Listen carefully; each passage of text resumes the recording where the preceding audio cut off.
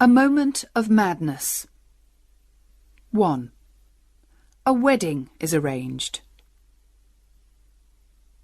Most people who knew Baptista Trewthen agreed that there was nothing in her to love, and nothing in her to hate. She did not seem to feel very strongly about anything. But still waters run deep, and nothing had yet happened to make her show what lay hidden inside her, like gold underground. Since her birth, she had lived on St. Maria's, an island off the southwest coast of England. Her father, a farmer, had spent a lot of money on sending her to school on the mainland. At 19, she studied at a training college for teachers, and at 21, she found a teaching job in a town called Tor-upon-Sea, on the mainland coast. Baptista taught the children as well as she could, but after a year had passed, she seemed worried about something. Mrs. Wace, her landlady, noticed the change in the young woman and asked her what the matter was. "It has nothing to do with the town, or you," replied Miss Trewthen. She seemed reluctant to say more. "Then, is it the pay?" "No, it isn't the pay." "Is it something that you've heard from home, my dear?" Baptista was silent for a few moments. Then she said, "It's Mr. Hedegan, David Hedegan. He's an old neighbour of ours on St. Maria's, with no wife or family at all. When I was a child, he used to say he wanted to marry me one day. Now I'm a woman, it's no longer a joke, and he really wishes to do it.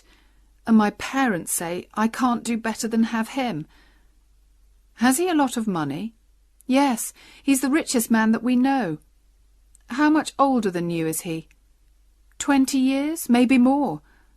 "And is he, perhaps, an unpleasant man?" "No, he's not unpleasant." "Well, child, all I can say is this. Don't accept this engagement if it doesn't please you. You're comfortable here in my house, I hope, and I like having you here." "Thank you, Mrs. Wace. You're very kind to me. But here comes my difficulty. I don't like teaching." "Ah, you're surprised. That's because I've hidden it from everyone." "Well, I really hate school. The children are awful little things who make trouble all day long. But even they are not as bad as the inspector. For the 3 months before his visit, I woke up several times every night, worrying about it. It's so difficult knowing what to teach and what to leave untaught. I think Father and Mother are right. They say I'll never be a good teacher if I don't like the work, so I should marry Mr. Hedegan, and then I won't need to work. I don't know what to do, Mrs. Wace. I like him better than teaching, but I don't like him enough to marry him." These conversations were continued from day to day, until at last the landlady decided to agree with Baptista's parents. "Life will be much easier for you, my dear," she told her young friend, "if you marry this rich neighbour." In April, Baptista went home to St. Maria's for a short holiday, and when she returned, she seemed calmer. "I have agreed to have him as my husband, so that's the end of it," she told Mrs. Wace. In the next few months, letters passed between Baptista and Mr. Hedegan, but the girl preferred not to discuss her engagement with Mrs. Wace. Later, she told her that she was leaving her job at the end of July, and the wedding was arranged for the first Wednesday. 2. A chance meeting. When the end of July arrived, Baptista was in no hurry to return home to the island. She was not planning to buy any special clothes for the wedding, and her parents were making all the other arrangements, so she did not leave Tor-upon-Sea until the Saturday before her wedding. She travelled by train to the town of Pen-zephyr, but when she arrived, she found that the boat to St. Maria's had left early, and there was no other boat until Tuesday. "I'll have to stay here until then," she thought. "It's too far to go back to Mrs. Wace's." She did not seem to mind this. In fact, she was almost happy to wait another 3 nights before seeing her future husband. She found a room in a small hotel, took her luggage there, then went out for a walk round the town. Baptista! Yes, Baptista, it is!" The words came from behind her. Turning round, she gave a jump and stared. "Oh, is it really you, Charles?" she said. With a half smile, the newcomer looked her up and down. He appeared almost angry with her, but he said nothing. "I'm going home," she continued, "but I've missed the boat." He did not seem interested in this news. "Still teaching?" he said. "What a fine teacher you make, Baptista, I'm sure." She knew that was not his real meaning. "I know I'm not very good at teaching," she replied. "That's why I've stopped." "Oh, you've stopped? You surprise me. I hate teaching." "Perhaps that's because I'm a teacher." "Oh, no, it isn't. It's because I'm starting a new life. Next week I'm going to marry Mr. David Hedegan." At this unexpected reply, the young man took a step back. "Who is Mr. David Hedegan?" he said, trying to sound bored. "He owns a number of shops on St. Maria's, and he's my father's neighbour and oldest friend." "So, no longer a school teacher, just a shopkeeper's wife. I knew you would never succeed as a teacher. You're like a woman who thinks she can be a great actress just because she has a beautiful face, and forgets she has to be able to act. But you found out your mistake early, didn't you?" "Don't be unpleasant to me, Charles," Baptista said sadly. "I'm not being unpleasant. I'm just saying what is true, in a friendly way. Although I do have good reason to be unpleasant to you. What a hurry you've been in, Baptista. I do hate a woman in a hurry." "What do you mean?" "Well, in a hurry to be somebody's wife. Any husband is better than no husband for you, it seems. You couldn't wait for me. Oh, no. Well, thank God that's all in the past for me." "Wait for you? What does that mean, Charlie? You never showed that you felt anything special for me." "Oh, really, Baptista, dear." "What I mean is, there was nothing that I could be sure of. I suppose you like me a little, but I didn't think you meant to make an honest engagement of it." "That's just it. You girls expect a man to talk about marrying after the first look. But I did mean to get engaged to you, you know." "But you never said so, and a woman can't wait for ever." "Baptista, I promise you that I was planning to ask you to marry me in 6 months' time." She appeared very uncomfortable, and they walked along in silence. Soon he said, "Did you want to marry me then?" And she whispered sadly back, "Yes." As they walked on, away from the town and into the fields, her shoulder and his were close together. He held her arm with a strong hand. This seemed to say, "Now I hold you, and you must do what I want." "How strange that we should meet like this," said the young man. "You and I could be husband and wife going on our honeymoon together, but instead of that, we'll say goodbye in half an hour, perhaps forever. Yes, life is strange." She stopped walking. "I must go back. This is too painful, Charlie. You're not being kind today." "I don't want to hurt you. You know I don't," he answered more gently. "But it makes me angry, what you're going to do. I don't think you should marry him." "I must do it, now that I've agreed." "Why?" he asked, speaking more seriously now. "It's never too late to stop a wedding if you're not happy with it. Now, you could marry me instead of him, although you were in too much of a hurry to wait for me." "Oh, it isn't possible to think of that," she cried, shaking her head. "At home, everything will be ready for the wedding." "If we marry, it must be at once. This evening you can come back with me to Troufal, the town where I live. We can get married there on Tuesday, and then no Mr. David Hedegan or anyone else can take you away from me." "But I must go home on the Tuesday boat," she said, worriedly. "What will they think if I don't arrive?" "You can go home on that boat just the same. The only difference is that I'll go with you. You'll tell your parents that you've married a young man with a good job, someone that you met at training college. When I meet them, they'll accept that we're married, and it can't be changed. and you won't be miserable forever as the wife of an awful old man. Now, honestly, you do like me best, don't you, Baptista?" "Yes," she whispered. "Then we will do what—" 3. Baptista gets married. That same afternoon, Charles Stow and Baptista Trewthen travelled by train to the town of Trufel. Charles was, surprisingly, very careful of appearances and found a room for Baptista in a different house from where he was staying. On Sunday, they went to church and then walked around the town. On Monday, Charles made the arrangements, and by 9 o'clock on Tuesday morning, they were husband and wife. For the first time in her life, Baptista had gone against her parents' wishes. She went cold with fear when she thought of their first meeting with her new husband. But she felt she had to tell them as soon as possible, and now the most important thing was to get home to St. Maria's. So, in a great hurry, they packed their bags and caught the train to Penzeffer. They arrived 2 hours before the boat left, so, to pass the time, they decided to walk along the cliffs a little way. It was a hot summer day, and Charles wanted to have a swim in the sea. Baptista did not like the idea of sitting alone while he swam. "But I'll only be a quarter of an hour," Charles said, and Baptista passively accepted this. She sat high up on the cliffs and watched him go down a footpath, disappear, appear again, and run across the beach to the sea.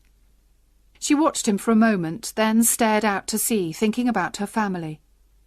They were probably not worried about her because she had sometimes missed the boat before, but they were expecting her to arrive today and to marry David Hedegan tomorrow. "How angry Father will be," she thought miserably, "and Mother will say I've made a terrible mistake. I almost wish I hadn't married Charles in that moment of madness. Oh dear, what have I done?" This made her think of her new husband, and she turned to look for him. He did not appear to be in the sea any more, and she could not see him on the beach. By this time she was frightened, and she climbed down the path as quickly as her shaking legs could manage. On the beach she called 2 men to help her, but they said they could see nothing at all in the water. Soon she found the place where Charles had left his clothes, but by now the sea had carried them away. For a few minutes she stood there without moving. There was only one way to explain this sudden disappearance. Her husband had drowned. And as she stood there, it began to seem like a terrible dream, and the last 3 days of her life with Charles seemed to disappear. She even had difficulty in remembering his face. How unexpected it was, meeting him that day, she thought. And the wedding, did I really agree to it? Are we really married? It all happened so fast. She began to cry, still standing there on the beach. She did not know what to do, or even what to think. Finally, she remembered the boat, and catching the boat home seemed the easiest thing to do. So she walked to the station, arranged for someone to carry her luggage, and went down to the boat. She did all this automatically, in a kind of dream. Just before the boat left, she heard part of a conversation which made her sure that Charles was dead. One passenger said to another, "A man drowned here earlier today, you know. He swam out too far, they say. A stranger, I think. Some people in a boat saw him, but they couldn't get to him in time." The boat was a long way out to sea before Baptista realised that Mr. Hedegan was on the boat with her. She saw him walking towards her, and quickly took the wedding ring off her left hand. "I hope you're well, my dear," he said. He was a healthy, red-faced man of 55. "I wanted to come across to meet you. What bad luck that you missed the boat on Saturday." And Baptista had to agree, and smile, and make conversation. Mr. Hedegan had spoken to her before she was ready to say anything. Now the moment had passed. When the boat arrived, her parents were there to meet her. Her father walked home beside Mr. Hedegan, while her mother walked next to Baptista, talking all the time. "I'm so happy, my child," said Mrs. Trewthen in her loud, cheerful voice, "that you kept your promise to marry Mr. Hedegan. How busy we've been!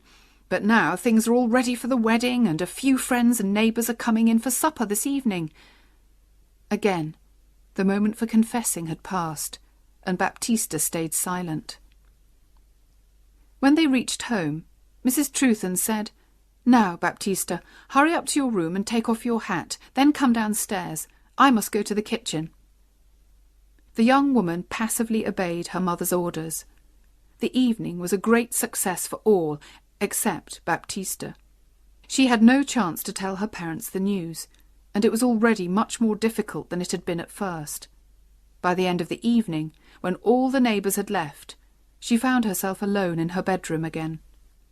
She had come home with much to say, and had said none of it. She now realised that she was not brave enough to tell her story, and, as the clock struck midnight, she decided it should stay untold. Morning came, and when she thought of Charles, it was more with fear than with love. Her mother called from downstairs, "Baptista, time to get up. Mr. Hedegan will be at the church in 3/4 of an hour."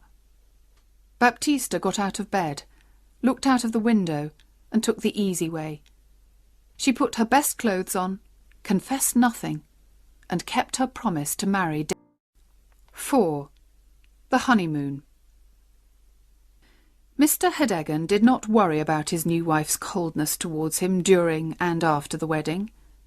"I know she was reluctant to marry me," he thought, "but that will pass. Things will be different in a few months' time." During the wedding dinner, someone asked Hedegan about the honeymoon. To Baptista's horror, he answered, "Oh, we're going to spend a few days in Pen Zephyr." "What?" cried Baptista. "I know nothing of this." Because of her late arrival, Hedegan had not been able to ask where she would like to spend the honeymoon, so he had arranged a trip to the mainland. It was difficult to change these plans at the last minute, so she had to agree, and that evening she and her new husband arrived in Pen Zephyr. Their first problem was finding a hotel, because the fine weather had filled the town with tourists. They walked from place to place, Hedegan polite and friendly, Baptista cold and silent. Finally, they found an excellent hotel, which, to their surprise, was empty. Kindly Mr. Hedegan, who wanted to please his young wife, asked for the best room on the first floor, with a good view of the sea. "I'm sorry," said the landlady. "There's a gentleman in that room." Then, seeing Hedegan's disappointed face, and not wishing to lose a customer, she added quickly, "But perhaps the gentleman will agree to move to another room, and then you can have the one that you want." "Well, if he doesn't want a view," said Mr. Hedegan. "Oh, no, I'm sure he doesn't, and if you don't mind going for a little walk, I'll have the room ready when you return." During their walk, Baptista was careful to choose different streets from those that she had walked down with Charles, and her white face showed how difficult this visit was for her. At last they returned to the hotel, and were shown into the best bedroom. They sat at the window drinking tea. Although Hedegan had arranged for a sea view to please Baptista, she did not look out of the window once, but kept her eyes on the floor and walls of the room. Suddenly, she noticed a hat on the back of the door. It was just like the hat that Charles had worn. She stared harder. Yes, it was the actual hat. She fell back in her chair. Her husband jumped up, saying worriedly, "You're not well. What can I get you?" "Smelling salts," she said quickly, her voice shaking a little. "From the shop, near the station." He ran out of the room. Baptista rang the bell, and when a young girl came, whispered to her, "That hat, whose is it?" "Oh, I'm sorry, I'll take it away," said the girl hurriedly. She took the hat off the door. "It belongs to the other gentleman." "Where is the other gentleman?" asked Baptista. "He's in the next room, madam. He was in here. But I can't hear him. I don't think he's there." "He makes no noise, but he's there," replied the girl. Suddenly, Baptista understood what the girl meant, and a cold hand lay on her heart. "Why is he so silent?" she whispered. "If I tell you, please don't say anything to the landlady," begged the girl, "or I'll lose my job. It's because he's dead. He's the young teacher who drowned yesterday. They brought his body here, and that's why there's nobody staying in the hotel. People don't like a dead body in the house. But we've changed the sheets and cleaned the room, madam." Just then, Hedegan arrived with the smelling salts, and the girl left the room. "Any better?" he asked Baptista. "I don't like the hotel," she cried. "We'll have to leave." For the first time, Hedegan spoke crossly to his wife. "Now that's enough, Baptista. First you want one thing, then another. It's cost me enough in money and words to get this fine room, and it's too much to expect me to find another hotel at this time of the evening. We'll stay quietly here tonight, do you hear, and find another place tomorrow." The young woman said no more. Her mind was cold with horror. That night she lay between the two men who she'd married. David Hedegan on one side, and, on the other side, through the bedroom wall, Charles. 5. Secrets discovered. Mr. and Mrs. Hedegan both felt the honeymoon was not a success. They were happy to return to the island and start married life together in David Hedegan's large house. Baptista soon became as calm and passive as she had been before. She even smiled when neighbours called her Mrs. Hedegan, and she began to enjoy the comfortable life that a rich husband could offer her. She did nothing at all to stop people finding out about her first marriage to Charles Stowe, although there was always a danger of that happening. One evening in September, when she was standing in her garden, a workman walked past along the road. He seemed to recognise her, and spoke to her in a friendly surprise. "What? Don't you know me?" he asked. "I'm afraid I don't," said Baptista. "I was your witness, madam. I was mending the church window when you and your young man came to get married. Don't you remember? The vicar called me to be a witness." Baptista looked quickly around. Hedegan was at the other end of the garden, but unluckily, just at that moment, he turned and walked towards the house. "Are you coming in, my dear?" he called out to Baptista. The workman stared at him. "That's not your—" he began. Then he saw Baptista's face and stopped. Baptista was unable to speak, and the workman began to realise that there was a little mystery here. "I've been unlucky since then," he continued, still staring at Baptista's white face. "It's hard finding enough work to buy food for my wife and myself. Perhaps you could help me, because I once helped you." Baptista gave him some money and hoped never to see him again. But he was cleverer than he looked. By asking questions on the island and the mainland, he soon realised that Baptista had married one man on Tuesday and another man on Wednesday. He visited her again 2 days later. "It was a mystery to me, madam," he said, when she opened the door, "but now I understand it all. I want to tell you, madam, that I'm not a man to make trouble between husband and wife, but I'm going to get back to the mainland again, and I need a little more money. If your old man finds out about your first husband, I'm sure he won't like it, will he?"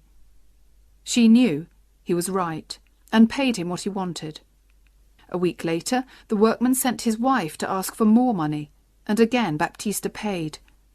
But when there was a fourth visit, she refused to pay, and shut the door in the man's surprised face.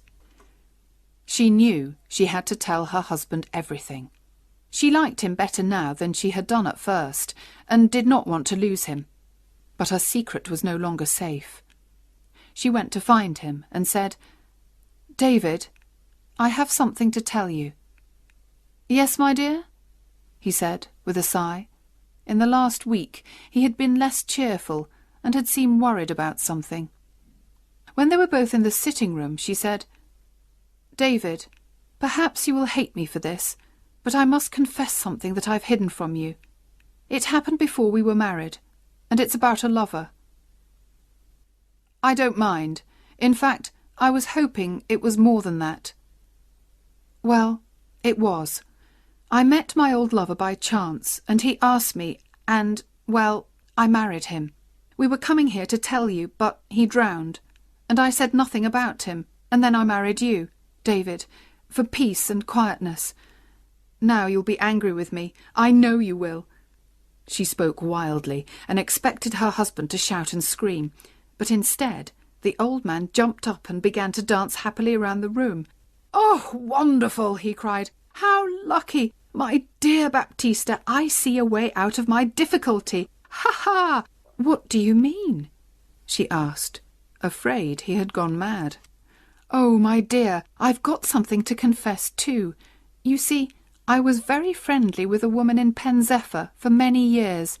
Very friendly, you could say, and in the end I married her just before she died. I kept it secret, but people here are beginning to talk, and I've got 4 big girls to think of." "Oh, David, 4 daughters!" she cried in horror. "That's right, my dear. I'm sorry to say they haven't been to school at all. I'd like to bring them to live here with us, and I thought by marrying a teacher I could get someone to teach them, all for nothing. What do you think, Baptista?" 4 grown girls always around the house, and I hate teaching. It kills me. But I must do it. I can see that. I am punished for that moment of madness. I really am." Here the conversation ended. The next day Baptista had to welcome her husband's daughters into her home. They were not good-looking or intelligent or even well-dressed, and poor Baptista could only look forward to years of hard work with them. She went about sighing miserably, with no hope for the future. But when Hedeggen asked her a month later, "How do you like 'em now?" her answer was unexpected. "Much better than at first," she said. "I may like them very much one day." And so began a more pleasant time for Baptista Hedeggen. She had discovered what kind, gentle girls these unwelcome daughters were. At first she felt sorry for them, then grew to like them, and from liking she grew to love them. In the end they brought her and her husband closer together. And so Baptista and David were able to put the past behind them and find unexpected happiness in their married life.